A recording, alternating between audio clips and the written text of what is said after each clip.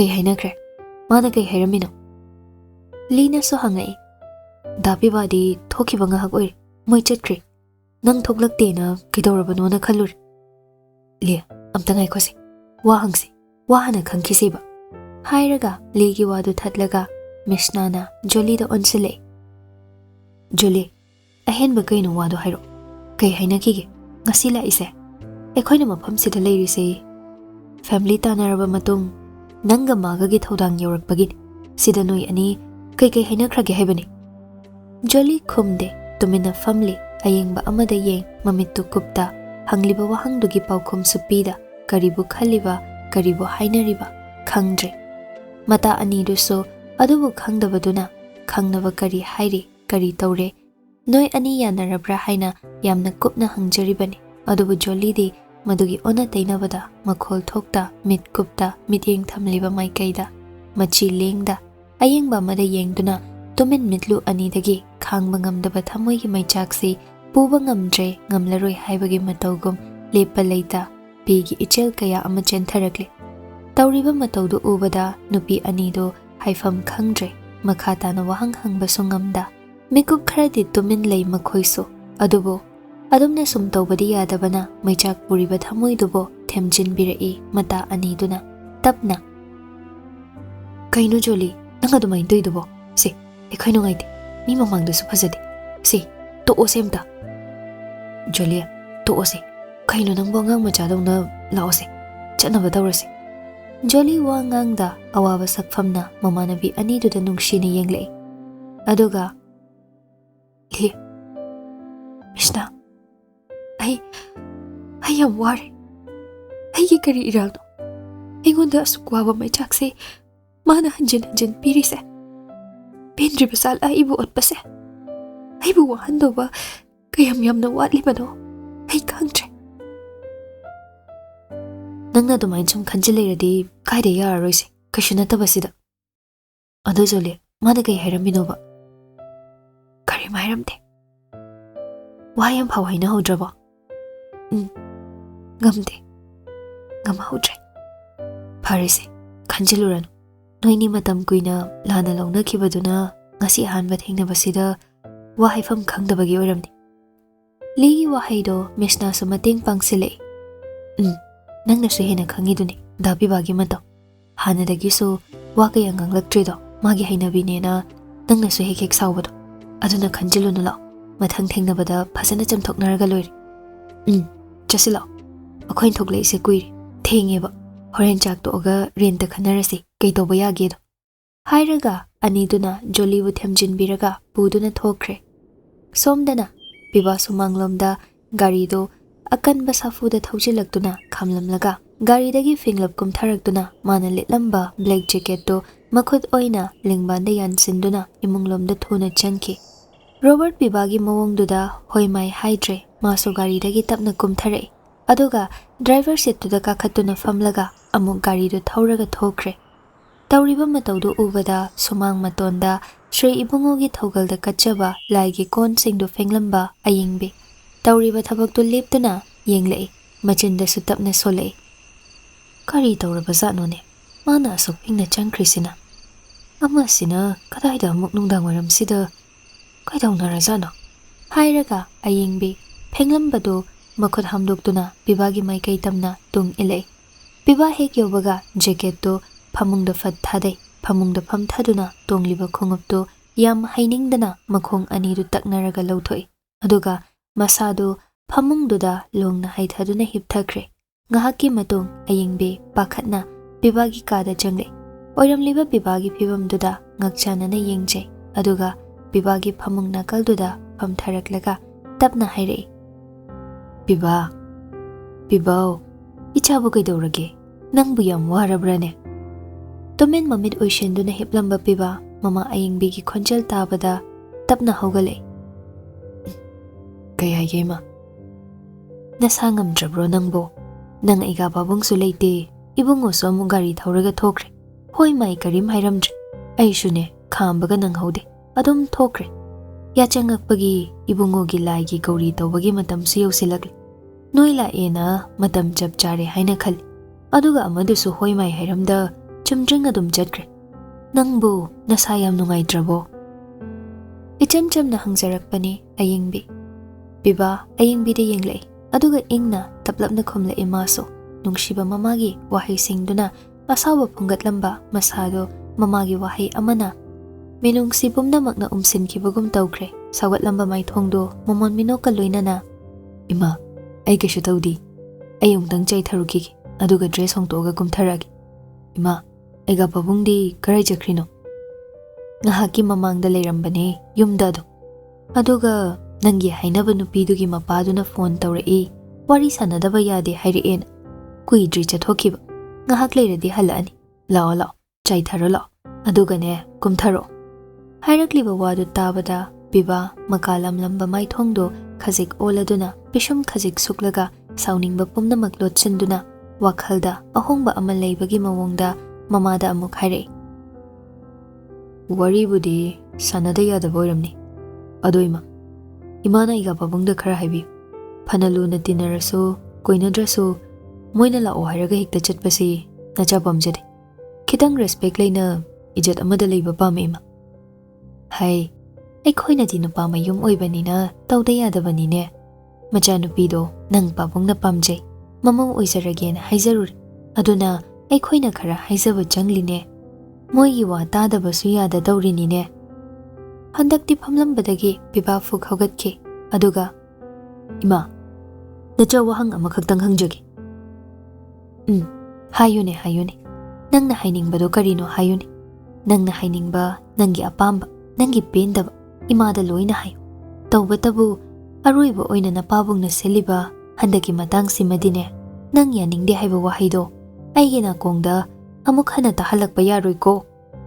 ꯍꯪꯒꯦ ꯇꯧꯔꯝꯕ ꯋꯥꯍꯪꯗꯣ ꯃꯃꯥꯅ ꯍꯥꯏꯔꯛꯄ ꯋꯥꯍꯩꯗꯨꯅ ꯃꯁꯥꯗꯣ ꯏꯄꯟ ꯄꯟꯕꯒꯨꯝ ꯊꯣꯛꯂꯦ.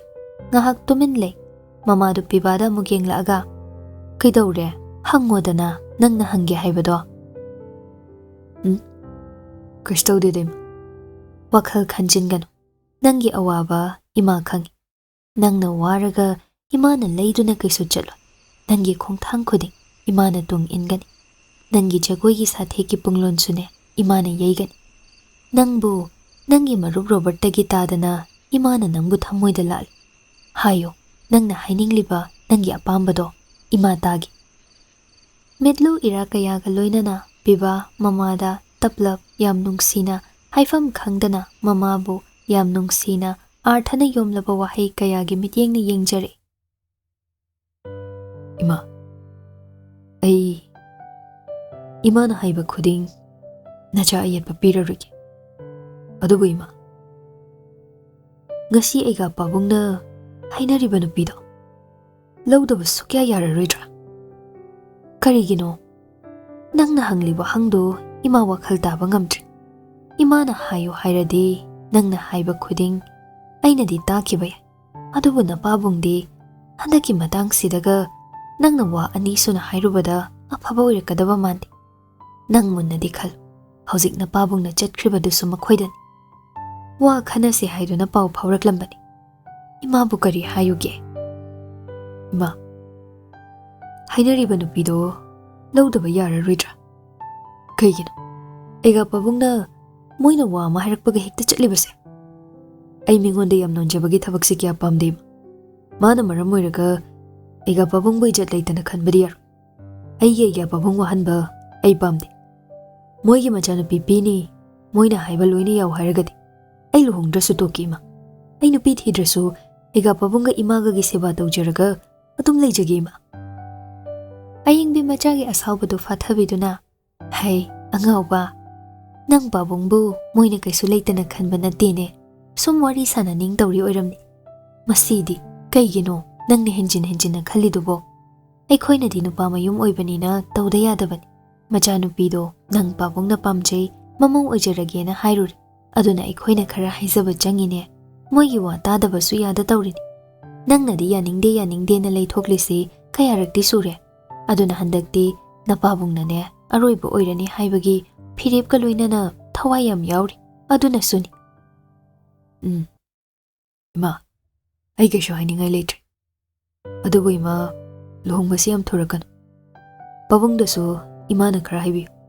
ꯑꯩꯗꯤ ꯔꯣꯕꯔꯠꯀꯤ ꯍꯥꯟꯅ ꯍꯣꯡꯕ ꯄꯥꯝꯕꯅꯤ ꯑꯗꯨꯕꯨ ꯑꯩꯒꯤ ꯄꯥꯕꯨꯡꯅ ꯑꯀꯟꯕ ꯐꯤꯔꯦꯞ ꯑꯣꯏꯅ ꯂꯦꯞꯈꯤꯕꯁꯤꯅ ꯑꯩ ꯊꯧꯅꯥ ꯂꯩꯈꯤꯗꯕꯅꯤ ꯑꯗꯨꯅ ꯑꯩ ꯂꯨꯍꯣꯡꯕꯁꯤꯗ ꯌꯥꯔꯒꯦ ꯑꯗꯣ ꯏꯃꯥ ꯂꯨꯍꯣꯡꯕꯁꯤ ꯌꯥꯝ ꯊꯨꯔꯛꯀꯅꯨ ꯑꯩꯒ ꯄꯥꯕꯨꯡꯗꯁꯨ ꯏꯃꯥꯅ ꯈꯔ ꯍꯥꯏꯕꯤꯌꯨ ꯍꯣꯏ ꯍꯣꯏ ꯆꯠꯂꯣ ꯆꯠꯂꯣ ꯏꯕꯨꯡꯉꯣꯒꯤ ꯁꯦꯕꯥ ꯊꯦꯡꯈ꯭ꯔꯅꯤ ꯏꯔꯨꯖꯔꯨꯔꯣ ꯆꯠꯂꯣ ꯏꯃꯥ ꯀꯨꯝꯕꯤꯔꯝ ꯑꯩ ꯀꯨꯏꯔꯣꯏ ꯐꯤꯔꯣꯜꯁꯤꯡꯗꯣ ꯂꯧꯊꯣꯛꯑꯒ ꯊꯝꯕꯤꯔꯝ ꯍꯥꯏꯅ ꯍꯥꯏꯔꯝꯂꯒ ꯄꯤꯕꯥ ꯕꯥꯊꯔꯨꯝ ꯆꯪꯈ꯭ꯔꯦ ꯑꯌꯤꯡꯕꯤ ꯄꯤꯕꯥꯗ ꯌꯦꯡꯅ ꯌꯦꯡꯅ ꯍꯣꯏ ꯍꯣꯏ ꯊꯅꯝꯃꯒꯦ ꯆꯥꯏꯊꯖꯔꯨꯔꯣ ꯍꯥꯏꯅ ꯉꯥꯡꯅ ꯑꯌꯤꯡꯕꯤ ꯄꯤꯕꯥꯅ ꯏꯕꯨꯡꯉꯣꯒꯤ ꯁꯦꯕꯥ ꯇꯧꯕꯗ ꯁꯦꯠꯀꯗꯕ ꯐꯩꯖꯣꯝꯗꯣ ꯄꯨꯊꯣꯛꯂꯒ ꯅꯤꯡꯊꯤꯅ ꯊꯝꯕꯤꯔꯝꯂꯒ ꯊꯣꯛꯈ꯭ꯔꯦ ꯉꯥꯏꯍꯥꯛ ꯂꯩꯔꯕ ꯃꯇꯨꯡ ꯄꯤꯕꯥ ꯏꯔꯨꯖꯕ ꯂꯣꯏꯔꯒ ꯕꯥꯊꯔꯨꯝꯗꯒꯤ ꯊꯣꯛꯂꯛꯏ ꯉꯧꯔꯣꯛ ꯉꯧꯕ ꯀꯨꯆꯨꯗꯨꯗ ꯋꯥꯏꯠ ꯀꯂꯔꯒꯤ ꯇꯥꯋꯦꯜꯗꯨꯃ ꯁꯦꯠꯂꯒ ꯗ꯭ꯔꯦꯁꯤꯡ ꯇꯦꯕꯜ ꯃꯃꯥꯡꯗ ꯂꯦꯞꯂꯒ ꯀꯪꯕ ꯂꯣꯏꯗ꯭ꯔꯤꯕ ꯃꯁꯝꯗꯣ ꯃꯈꯨꯠꯅ ꯍꯥꯏꯒꯠꯂꯞ ꯇꯧꯅ ꯅꯥꯟꯈꯠꯂꯤ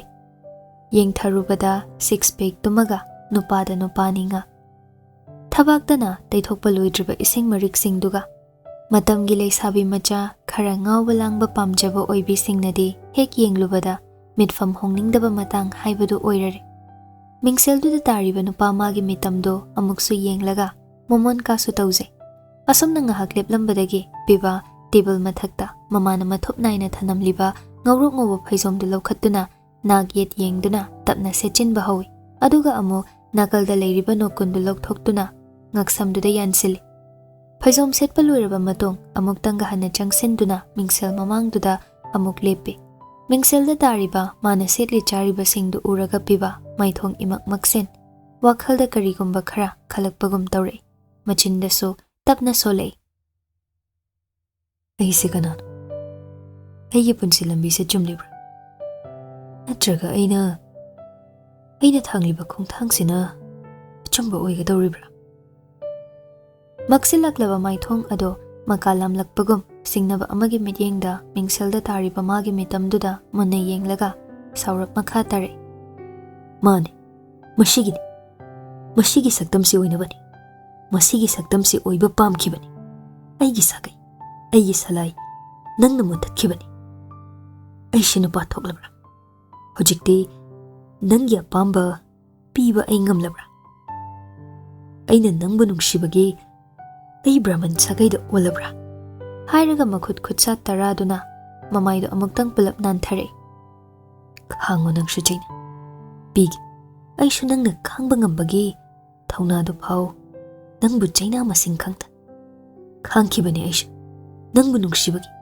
ꯍꯧꯖꯤꯛꯁꯨ ꯈꯥꯡꯂꯤ ꯑꯍꯣꯡꯕ ꯂꯩꯇ ꯋꯥꯈꯜꯅ ꯂꯦꯞꯂꯛꯄ ꯂꯝꯕꯤꯗ ꯄꯨꯛꯅꯤꯡꯅ ꯅꯤꯡꯂꯛꯄ ꯃꯥꯏꯀꯩꯗ ꯊꯃꯣꯏꯅ ꯅꯨꯡꯁꯤꯕ ꯐꯥꯎꯔꯛꯄꯅꯤ ꯑꯩ ꯍꯥꯏꯕ ꯑꯩꯒꯤ ꯋꯥꯈꯜꯅ ꯑꯩ ꯍꯥꯏꯕ ꯑꯩꯒꯤ ꯄꯨꯛꯅꯤꯡꯗ ꯑꯩꯒꯤ ꯊꯃꯣꯏꯗ ꯅꯨꯡꯁꯤꯕ ꯃꯤꯗꯨꯗꯤ ꯀꯩꯗꯧꯅꯨꯡꯗ ꯊꯃꯣꯏꯗꯒꯤ ꯃꯥꯡꯈꯤꯕ ꯌꯥꯔꯣꯏ ꯃꯥꯡꯈꯤꯕ ꯌꯥꯏ ꯆꯤꯟꯕꯥꯜꯗꯒꯤ ꯃꯥꯕꯨ ꯃꯥꯡꯈꯤꯕ ꯌꯥꯔꯣꯏ ꯊꯃꯣꯏꯗꯒꯤ ꯃꯥꯕꯨ ꯑꯗꯨꯅ ꯃꯥꯡꯈ꯭ꯔꯦ ꯑꯩꯒꯤ ꯆꯤꯟꯕꯥꯜꯁꯤꯗꯒꯤ ꯅꯪꯕꯨ ꯂꯥꯞꯅ ꯊꯝꯈ꯭ꯔꯦ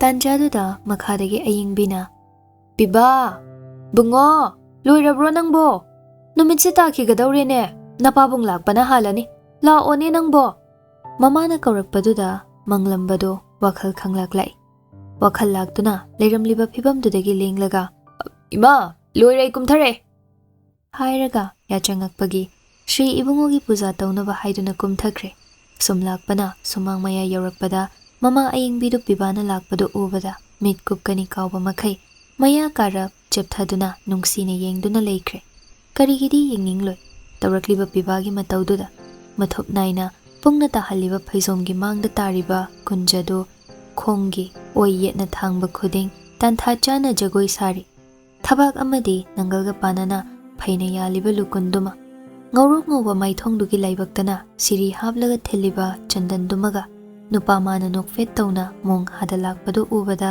mama oibi kanana machagi matau yengningoidagi yengjai pena yengjai mamagi matau ubada natonga pisumga suklap nokladuna kidawrage ma ap kaishu tawdeda lao lao thengkrani imana semba saba loibirabani hoima हायरगा श्री इबुंगोगी मंदिर काख्रे मखुद ओइदुना सरिक पाइदुना येतना बर्ती पाइरगा इबुंगो मागी सेवा फंख्रे